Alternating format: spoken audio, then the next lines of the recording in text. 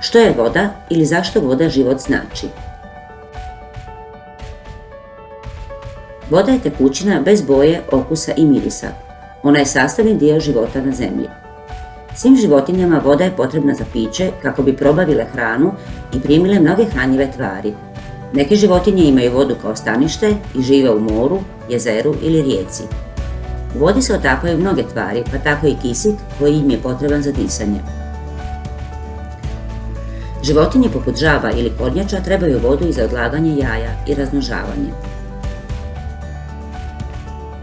Kako bi rasli i razvijele se, i biljke trebaju vodu jednako kao i životinje. I ljudima je potrebna voda za piće i za održavanje zdravlja. Voda je jedna od tvari koja gradi živa bića. Tako voda čini oko 72% tjelesne težine odraslog čovjeka. Kako bi očuvao svoje zdravlje, čovjek treba popiti najmanje 8 čaša vode dnevno. Voda se u prirodi nalazi u tekućem, krutom i plinovitom stanju.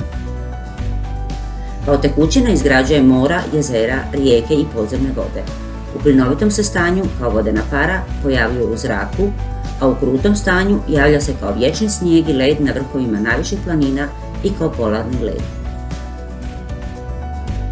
Iako voda zauzima čak 70% zemljine površine, samo 2,5% je takozvana slatka voda bez koje nema života na našem planetu. Najveći dio te vode je zamrznut ili je skriven u podzemlju.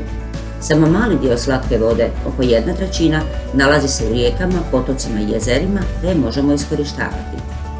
Pitke vode, koja je prikladna za piće te za pripravu hrane, ima jako malo i nejednako je raspoređena na zemlji.